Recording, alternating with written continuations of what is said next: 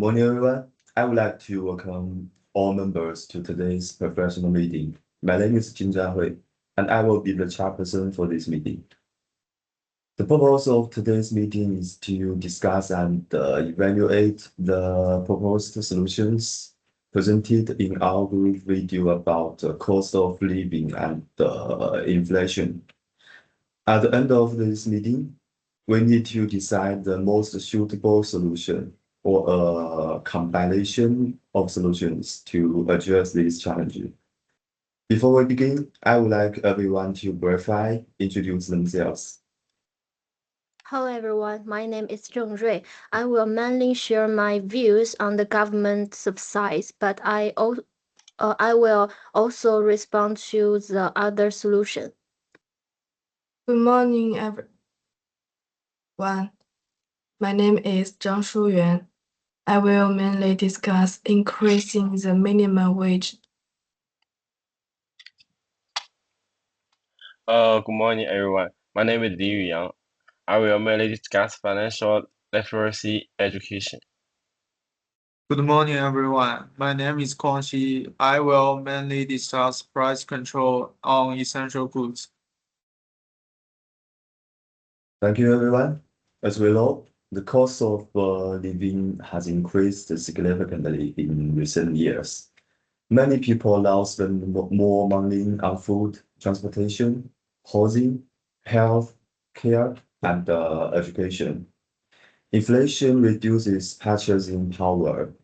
This means people can buy fewer goods and services with the same income. This issue may cause financial stress, lower saving, higher debt, and lower standard of living. It affects students, workers, families, and businesses.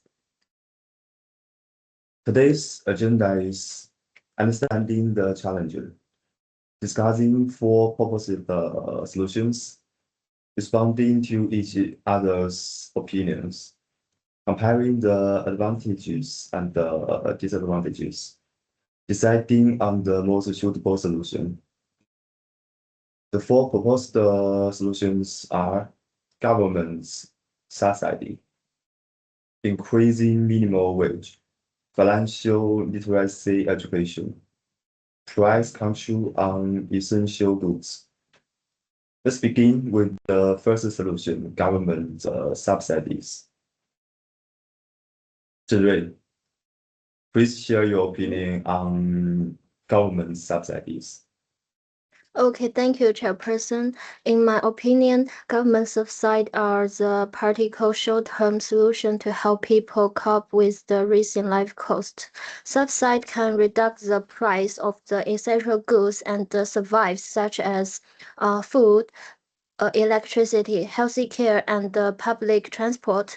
This gives the immediate financial relief, exceptly to low-income families. These families usually spend a large part of their income on basic needs. Therefore, I believe subsidies are useful when inflation is high. Thank you, Zheng Rui. Zhang Shuyuan, what do you think about this point? I agree that subsidies can help people immediately. However, I have one concern. Government subsidies require a lot of public money. If the government spends too much on subsidies, it may have less money for education, healthcare, and infrastructure. So I would like to ask Zheng Rui, do you think subsidies should be given to everyone or only to people who really need help? That is a good question. I think a subsidy should mainly be targeted. The government should focus on low-income households, unemployed people, and the students from poor family. If subsidies are give to everyone, the cost will be too high. Good response. Yuyang, would you like to add anything? Yes, I agree with target subsidies. Universal subsidies may waste resources because some people can still afford the higher prices. Targeted subsidies are fair, more and more efficient. For example, instead of reducing food prices for everyone, the government can give direct cash assistance for food vouchers to families with lower income. This way, the support reaches the people who need it more. Thank you. Kuang Xi, what's your opinion? Do you agree with this solution? I partly disagree. I understand that subsidies can help in the short term, but I do not think they are the best long-term solution. If people depend too much on subsidies, the government may face financial pressure. Also, subsidies that do not solve the root problem of low income and poor financial planning. So I think subsidies should be only be temporary. Thank you, Kuang Xi. I want to clarify your point. Do you mean that subsidies should not be removed completely, but they should be used only for a limited period? Yes, exactly. I do not reject subsidies completely. I only think they should be temporary and carefully managed. Okay, it's clear. From my point of view, I agree that subsidies are practical when people need fast support. However, I also agree with Kuang Xi that they cannot be the only solution. So for solution number one, Zheng Rui, Zhang Shuyuan, and Yuyang generally agree that subsidies are useful and practical, especially if they are targeted. Kuang Xi disagrees with using subsidies as a long-term solution and reminds us about the government's spending. To summarize, government subsidies provide immediate relief, but they should be targeted, temporary, transparent, and combined with long-term solutions. Now, can we move on to solution number two? Zhang Shuyuan, please share your opinion on increasing the minimum wage. Thank you, Chairperson. I believe increasing the minimum wage can help workers cope with inflation. When price rise but wage stays the same, workers lose purchasing power. Higher wages allow workers to avoid food, rent, transportation, and healthcare more easily. This solution directly addresses the issue of insufficient income. Therefore, I think increasing the minimum wage can improve living standards. Thank you, Zheng Rui. Do you agree with Zhang Shuyuan? I agree with the purpose of this solution, but I have some the corners. High wage are good for workers, but they may increase cost of business, especially a small and medium-sized business. Some employees may increase price to cover the higher labor cost. If there happens, inflation may become the worst. So my question is, how can we protect workers without putting too much pressure of the business? That is a valid concern. I think the wage increase should be gradual. The government should not suddenly raise the minimum wage too much. A step-by-step increasing would give business time to adjust. The government can also consult employers and workers before making changes. Good. Yuyang, what do you think? I think both sides are important. Workers need higher income, but business also need to 3. If business cannot afford the higher wage, they may reduce hiring or cut working hours. So I support a phased approach. For example, the minimum wage can increase slowly over 1 or 2 years. I would also like to ask, should the government provide support to small business during this process? I think yes, small business may need tax incentives or temporary support. Otherwise, they may struggle to pay higher wages. However, I do not fully agree with increasing the minimum wage as the main solution. If the increase is not matched with productivity, business may simply raise prices. That's an important point. In my opinion, increasing the minimum wage is useful, but it must be planned carefully. It should be gradual, based on economic conditions and supported by training or productivity improvement. If workers become more skilled, businesses can afford higher wages more easily. To summarize, increasing minimum wage can improve purchasing power and reduce financial stress. However, it may increase business costs and prices if it's implemented too quickly. So our group generally agrees that this solution is useful, but it should be gradual and supported by government assistance for small businesses. Now, let's discuss solution number 3. Yuyang, please begin. Thank you, Chairperson. I believe financial literacy education is one of the most sustainable long-term solutions. Financial literacy teaches people how to manage money. It includes budgeting, saving, investing, debate management, and financial planning.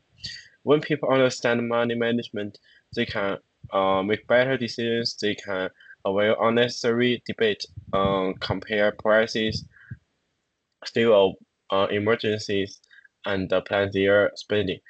This solution does not only help people during inflation, it also helps them in their whole life. Thank you, Yuyang. Zheng Rui, do you agree?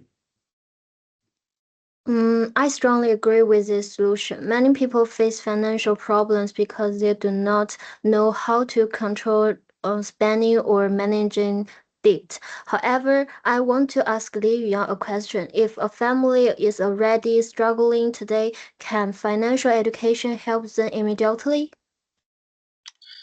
That's a good question. Financial education may not give immediate money to families, so it cannot replace subsidies or other short-term support.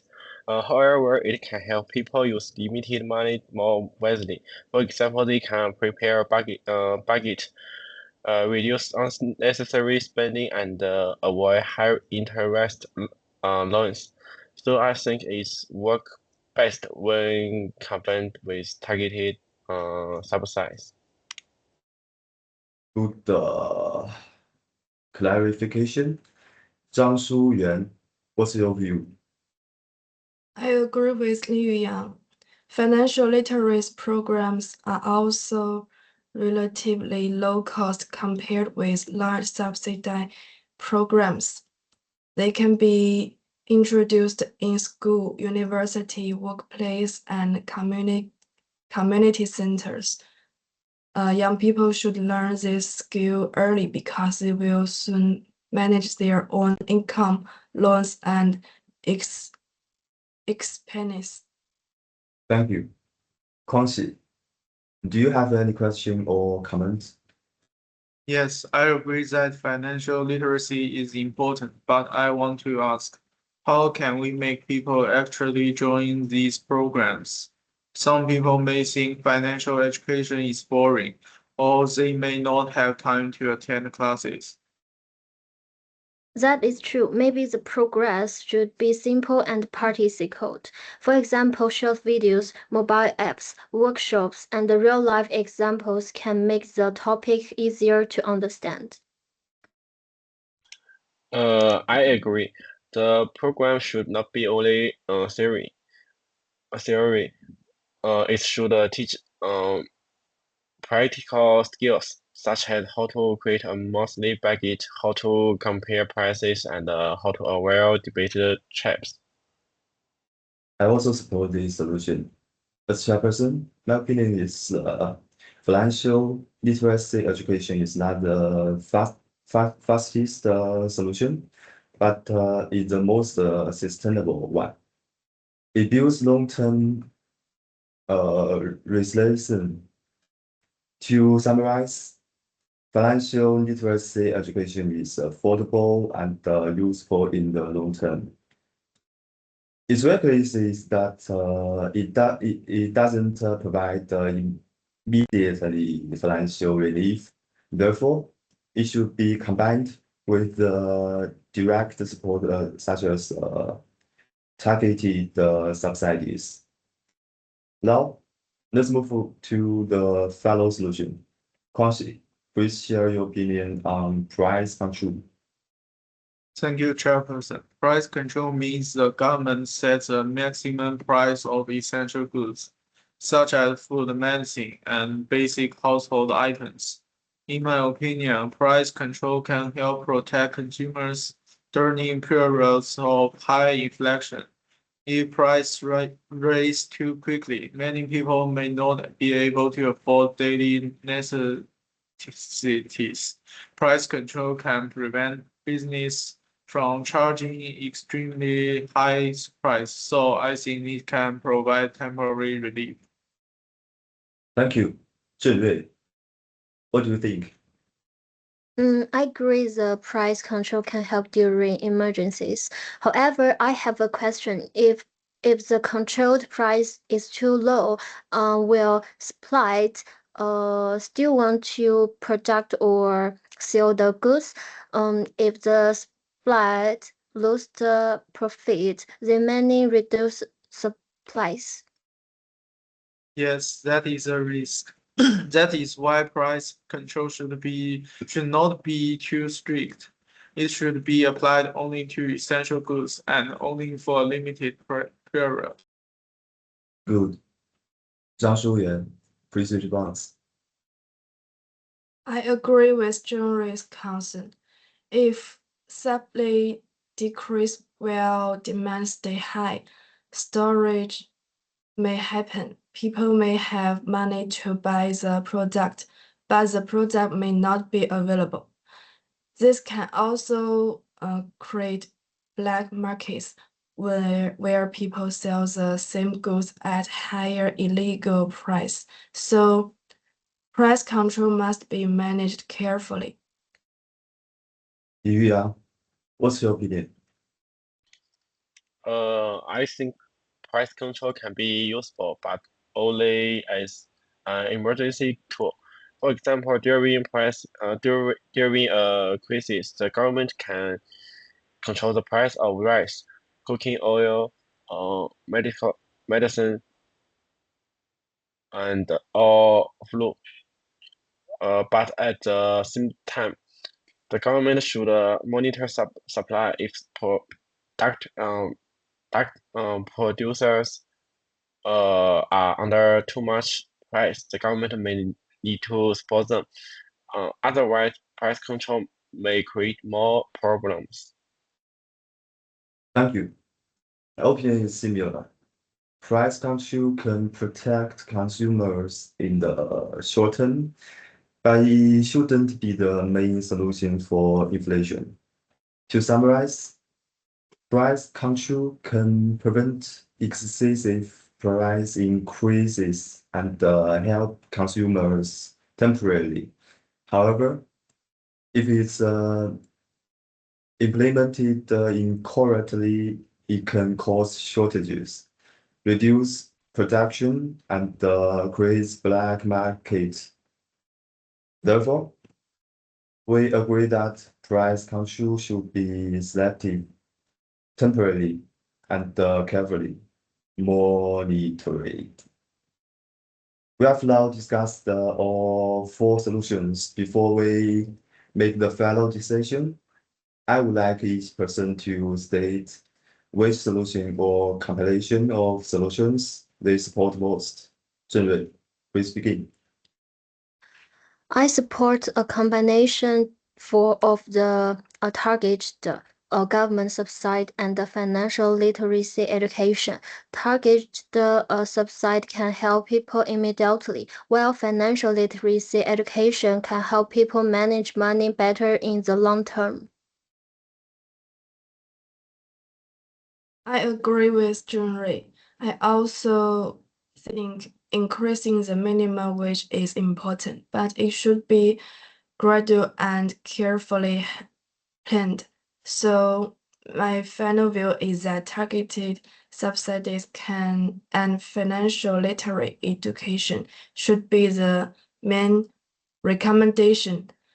Minimum wage increase can be a supporting place. I also support the combination approach. Financial literacy alone is not enough because people need immediate support. At the same time, subsidies alone are not enough because they cost a lot of money and do not teach people how to manage finances. So combining both solutions is more balanced. At first, I disagreed with using subsidies as a long-term solution. But after listening to everyone, I agree that targeted and temporary subsidies can be practical. I also support financial literacy education. For price control, I think it should only be used during emergencies. Thank you, everyone. I also support the compilation of targeted government subsidies and the financial literacy education. Does anyone disagree with the fellow recommendation? No, I agree. I agree. I agree. I agree. Thank you for your valuable contributions. Based on today's discussion, our group has decided that the most suitable solution is a combination of targeted government subsidies and the financial literacy education. Targeted subsidy can provide immediate assistance to householders affected by rising living costs. They should focus on people who need help most, such as low-income families, students from poor families, unemployed individuals, and senior citizens. Financial literacy education can help people develop money management skills. It can improve budgeting, saving, debt control, and long-term financial planning. We also conclude the increasing the minimum wage can improve purchasing power, but it should be implemented gradually to avoid creating too much pressure on businesses. In addition, price control may provide temporary relief during emergencies, but it should be selective and carefully monitored to avoid shortages and black markets. To summarize, government society provide immediate support, but they should be targeted and temporary. Increasing minimum wage improves purchasing power, but it must be gradual and carefully planned. Financial literacy education builds long-term financial resilience. Price control can help temporarily, but it should be used only for essential goods and limited price. Overall, We believe the combination of targeted subsidies and the financial literacy education is the most balanced and sustainable solution to the cost of living and the inflation challenge. Thank you everyone for your participation. This concludes our meeting. Have a great day.